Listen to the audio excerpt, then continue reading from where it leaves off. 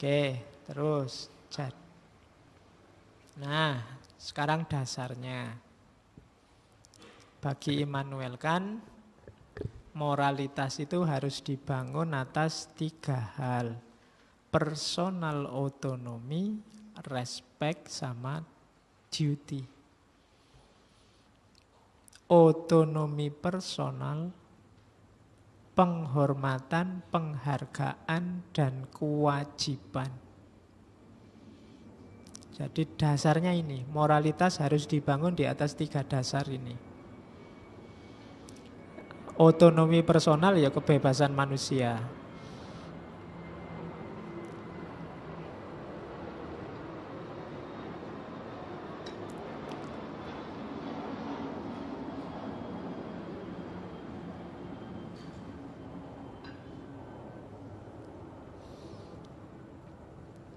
Jadi moralitas itu dasarnya otonomi personal. Dan kuncinya ada di rasio tadi. Moralitas adalah rasional self-regulator. Jadi pengatur diri yang rasional. Maka dia harus otonom. Free, bebas. Orang yang tidak bebas tidak bisa disebut bermoral. Maka moralitas dibangun atas dasar otonomi setiap orang. Untuk milih pastinya. Yang kedua, moralitas harus dibangun atas dasar respect. Memanusiakan manusia. Bukan menjadikan manusia sebagai alatnya moral, tapi manusia harus jadi tujuannya moral. Ini nanti kritiknya Immanuel Kant pada aliran yang namanya utilitarianisme atau teleologisme, bahwa moral itu yang penting tujuannya. Misalnya biar masyarakat tertib, akhirnya manusianya dikorbankan untuk tertibnya masyarakat. Jadi enggak, manusia jangan jadi alat, manusia harus tujuannya moral. Jangan dia jadi alatnya moral. Manusia yang harus merasakan moralitas. Dia jangan jadi efek atau akibatnya, tujuannya moralitas. Jadi respect, nanti ada penjelasannya panjang di belakang. Yang ketiga, duty, kewajiban. Jadi tindakan moral itu dasarnya adalah prinsip moral, bukan tujuan moral.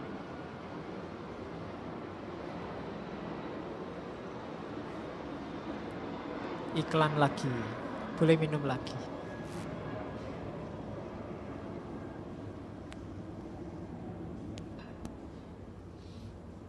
Oke, nanti satu-satu dijelaskan di belakang. Yang penting bangunannya moralitas atas dasar 3 itu. Otonomi, respect, dan duty. Nah, kalau nilai moral ada 3. Ada blameworthy, ada acceptable, dan ada praiseworthy. Yang disebut bermoral itu yang paling kanan. Yang praiseworthy. Kalau yang paling kiri jelas tidak bermoral. Act wrongly, melakukan tindakan yang salah. Yang tengah itu netral, acceptable, belum bermoral. Karena apa? Niatnya salah, motivasinya salah meskipun tindakannya baik. Kalau dalam agama nanti ada istilah ikhlas. Kalau masih bertujuan ya masih belum murni moral. Jadi tindakan kita itu act wrongly, bisa blameworthy, layak untuk dicela karena jelek. Ada yang acceptable ya enggak apa-apa, bisa diterima itu cuma enggak apa-apa. Ada praiseworthy itu layak dipuji. Itu nanti kalau di Immanuel Kant tergantung jenis tindakan dan motifnya. Kalau yang blameworthy itu jelas, jenis tindakan yang jelek. Kalau tindakan yang jelek ya dia pasti jelek. Ada yang acceptable, tindakannya benar, baik, tapi motifnya salah. Itu bisa diterima. Kamu ngaji, niatnya nyari kopi atau nyari teh. Loh itu acceptable, enggak masalah. Cuma tidak praiseworthy, tidak layak dipuji. Ngajimu hanya cuma pingin nyari teh. Jadi kayak tadi kamu ke masjid, niatnya biar ketemu dia karena sekarang dia rajin ke masjid. Itu acceptable, tindakanmu baik, cuma motifnya salah. Jadi hanya bisa diterima. Yang tidak bisa diterima itu yang act wrongly. Kamu tidak ke masjid, itu jelek pasti, blameworthy. Kamu ngomong jujur, cuma niatnya biar dipuji. Jujurmu bagus, cuma motifnya salah, pengen dipuji. Hanya acceptable, tidak praiseworthy. Jadi mikirnya jangan hitam putih. Ini bermoral apa tidak bermoral, tidak begitu. Jadi ada 3, blameworthy atau acceptable atau praiseworthy. Kalau ada pejabat kok pencitraan, misalnya ngirim bantuan banyak sekali terus masuk TV, tidak masalah, acceptable, bisa diterima. Tindakannya wong bagus, meskipun niatnya pamer, jelek niat pamernya. Tapi tindakannya bagus, daripada tidak nyumbang kan mending nyumbang meskipun pamer. Kan itu namanya acceptable, bisa diterima. Cuma ada yang lebih tinggi, praiseworthy, layak dipuji. Ya nyumbang dan niatnya benar, niatnya baik. Itu praiseworthy. Jadi sekarang mulai hati-hati kalau melakukan tindakan. Makanya kalau dalam Islam kan niat itu penting ditekankan. Innamal a'malu binniyat. Nah ini bahasa Arabnya begitu. Ini bahasa Inggris Jermannya versi Immanuel Kant. Kalian kan kadang-kadang kalau cuma pakai dalil kan rasanya kurang mantep. Cuma kalau kola Immanuel Kant wis rada ampuh. Jadi sudah merasa sudah besar.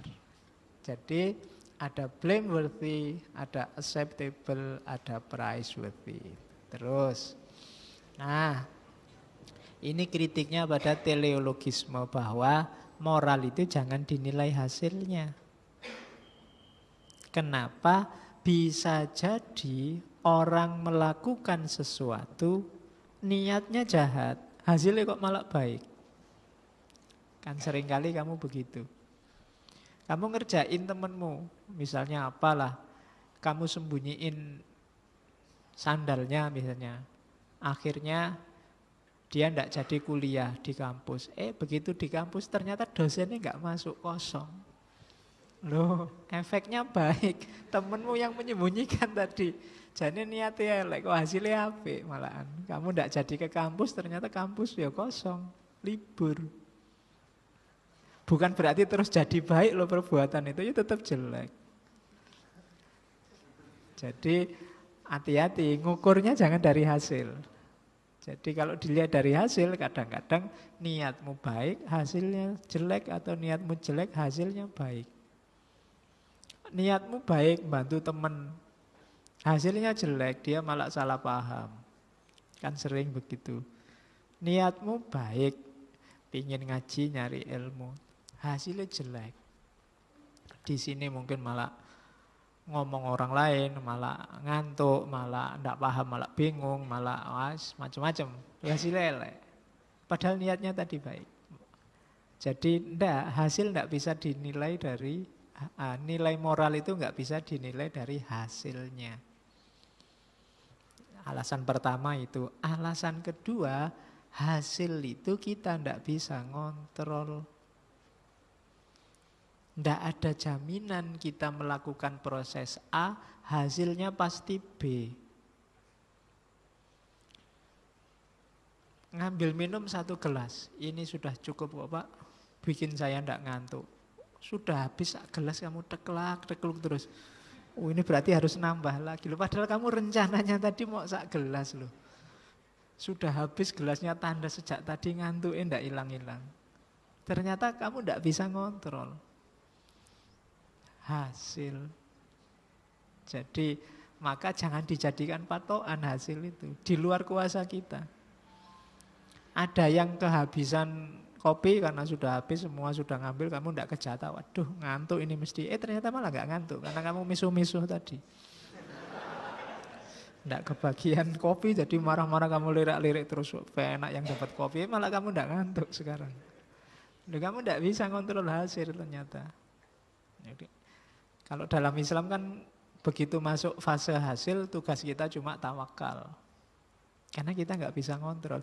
Saya sudah belajar loh Pak, berhari-hari. Kok Ion tetap ndak lulus saja. Saya itu sudah putus asa, nyerah Pak, sudah nggak mau, mesti ndak lulus aku. Pokoknya seanggarap-garap. Malah nilaiku bagus. Kan sering kita begitu. Kenapa? Ternyata hasil di luar kuasa kita. Kamu sudah dandan, kamu merasa wah saya kalau model kayak gini mesti semua nganggap aku cakep ya. Ternyata juga enggak. Oh, itu kan hasil namanya. Atau kamu enggak dandan, wih pantas kamu pakai baju begitu. Kita enggak menguasai hasil. Jadi yang pertama kenapa bukan hasil yang diukur, karena hasil itu bisa kebolak-balik, niatnya baik, hasilnya jelek atau sebaliknya. Yang kedua, hasil perbuatan itu di luar kontrol kita. Oke, yang ketiga, satu-satunya yang bisa kita kontrol adalah niat kita. Jadi, dan yang pasti baik itu niat kita. Makanya nanti ada bab terkhusus dalam teorinya Immanuel Kant namanya goodwill. Goodwill itu niat baik. Oke, nanti ada babnya sendiri goodwill. Terus, nah teorinya Immanuel Kant itu masuk juga di sini, fenomena nomena. Fenomena itu barang yang sudah masuk dalam panca indera kita, dalam cermatan kita. Kacamata ini begitu saya lihat dia jadi fenomena. Tapi kacamata ini sendiri aslinya di luar tangkapan panca indera namanya nomena. Manusia, konsep manusia di kepalaku ini nomena, tapi manusia-manusia yang saya lihat ini namanya fenomena. Jadi fenomena itu sesuatu yang sifatnya empiris. Kebalikannya kalau nomena itu sesuatu yang tidak bisa dijangkau empiris. Begitu dijangkau oleh panca inderamu, dia jadi fenomena. Nomena sifatnya pasti, kalau fenomena sifatnya berubah-ubah, ganti-ganti. Jadi hidup kita itu punya dua variabel, fenomena dan nomena. Yang bisa diakses oleh panca indera, yang sifatnya empiris namanya fenomena. Di balik yang bisa diakses itu ada nomena. Nah, moral katanya Immanuel Kant tidak bisa ada di fenomena karena dia berubah-ubah. Prinsip moral itu tidak boleh ganti-ganti. Nggak boleh ya di saat tertentu jujur Pak, di saat yang lain bohong, tidak boleh. Dia harus universal dan kapanpun dimanapun begitu. Maka yang punya ciri kapanpun dan dimanapun begitu itu nomena bukan fenomena. Karena kalau fenomena dia berubah-ubah. Nah, moralitas itu ada di situ. Nanti tadi yang sumbernya Tuhan dan macam-macam itu. Kalau digambar nanti jadi kayak gini. Ini gambaran kasar ya. Di Immanuel Kant tidak ketemu. Jadi human nature, nature-nya manusia itu ada di tengah-tengah. Kalau yang sebelah kiri realitas, kalau manusia ya dimensi fisik dan hasratnya, itu realitas fenomenal. Kebinatangan. berperilaku berdasarkan insting, hukumnya empiris pakai sebab akibat, itu fenomena. Manusia juga ada aspek itunya. Dimensi fisik dan emosi kita itu kebinatangan. Jadi ada desires, ada inclination, pingin kawin, pingin makan, pingin minum, pingin enak, pingin nyaman. Semua makhluk begitu. Sifatnya fenomenal. Ada yang kanan sendiri, dunia reason. Reason ini tandingkan dengan pandangannya Plato, dunia idea. Sifatnya serba perfect, serba sempurna. Dunia nominal. Anggap saja itu wilayah ketuhanan. Manusia ada di tengah-tengah. Dia punya desires, punya hasrat, nafsu, keinginan, tapi juga punya reason. Jadi hidupnya manusia itu ketegangan. Apa ketegangan itu? Dialektika, pertarungan antara desires and reason. Jadi manusia itu fenomenal sekaligus nominal. Dia ada di tengah-tengah. Nah, untuk pedoman moral dia harus ngadep ke atas, ngadep ke reason. Disitulah reason universal. Pasti baik, pasti benar. Untuk diterapkan di dunia desire, dunia inclination, dunia kebinatangan, dunia fisik. Jadi gambarnya begitu. Ada binatang, manusia, dan Tuhan. Fenomena, nomena, dan manusialah yang komplit. Saya tadi menyebut pakai istilah dual inclination. Punya dua kecenderungan. Kecenderungan kebinatangan punya, kecenderungan ketuhanan punya. Cuma kalau moralitas, pedomannya ya Tuhan. Kan enggak mungkin kita moralitas, pedomannya ke binatang. Orang yang kecenderungannya ke binatangan, mesti atributnya bukan bermoral. Orang yang immoral. Binatang itu kan gitu, kawin sak karepe, mangan sak karepe, ngambil miliknya temennya juga enggak masalah. Kan binatang semua kan begitu. Oke, terus. Nah, baru terus goodwill. Katanya Immanuel kan satu-satunya kebaikan yang pasti tanpa syarat itu goodwill. Kehendak baik. Nah, itu modelnya tanya jawab. Kalau keberanian ini termasuk cardinal virtue, kebajikan utama kalau di Aristoteles. Katanya Immanuel kan enggak. Keberanian itu tidak pasti baik. Ya kan? Kalau kamu berani tapi beraninya ngerampok, berani begal, berani mukuli orang, itu kan tidak baik. Padahal itu berani. Tapi berani juga ada situasi jeleknya. Berarti ada syaratnya. Berani pasti baik? Enggak. Kalau berani nyusahin orang lain ya enggak baik. Kecerdasan atau pengetahuan. Kalau di Socrates itu pengetahuan pasti baik, kecerdasan pasti baik. Enggak, katanya Immanuel kan. Pengetahuan, kecerdasan kalau yang punya para kriminal malah bahaya. Orang jahat kok cerdas, wih nguatiri itu wis. Malah bahaya. Jadi bisa nabrak tiang listrik enggak kelihatan, bisa loh iya kan, cerdas loh itu. Tidak sembarangan orang bisa punya ide begitu. Kamu kan tidak membayangkan sutradara film fiksi kayak apa, tidak mikir sampai ke sana. Loh itu kecerdasan pengetahuan. Berarti apa? Tidak. Pengetahuan katanya Immanuel kan tidak pasti baik. Apa terus kesehatan? Tidak, katanya Immanuel kan. Kalau yang sehat terus nggak sakit-sakit orang kayak Hitler malah bahaya. Mbok yo ndang sakit-sakit gitu loh yang kayak gitu itu. Jadi ndak. Ya orang-orang baik sehatlah terus, tapi yang orang-orang kayak gitu mbok dikasih sakit biar ndang tobat. Jadi kesehatan ndak selalu baik. Kebahagiaan, iya juga ya orang-orang jahat itu kalau dikasih bahagia hidupnya ya ndak baik juga. Mereka harusnya sumpek hidupnya, jangan dikasih bahagia. Kalau dikasih bahagia malah jelek, jahat terus dia. Ternyata kebahagiaan, pengetahuan, keberanian tidak pasti baik. Satu-satunya yang pasti dalam situasi apapun, kondisi apapun baik adalah goodwill, keinginan baik. Loh, orang jahat Pak, lah ya orang jahat kalau punya keinginan baik itu apik. Gitu loh. Orang kurang ajar kalau dia punya niat baik, baik itu sudah. Nggak ada syaratnya, pokoknya nggak ada pengecualiannya. Jadi goodwill itu dimanapun pasti baik. Semua kebajikan yang lain ada situasi-situasi di mana dia jadi jelek.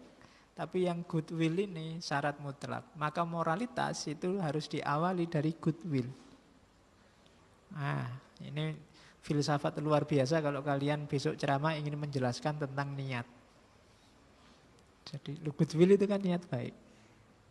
Jadi diawali dari niat.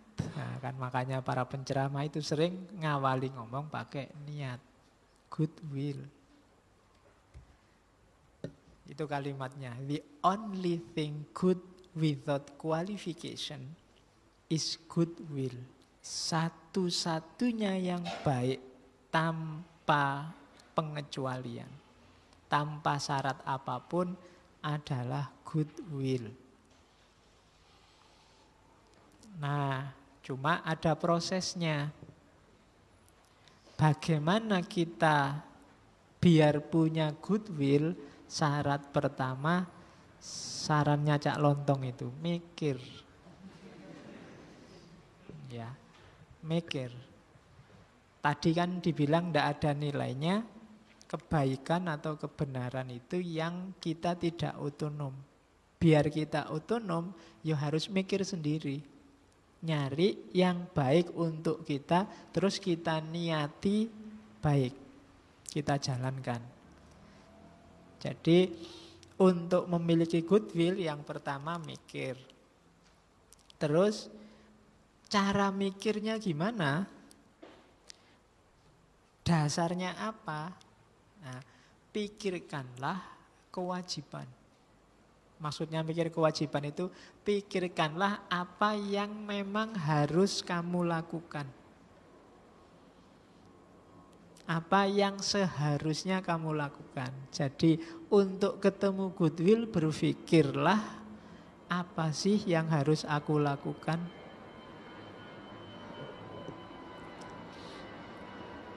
Terus iklan lagi.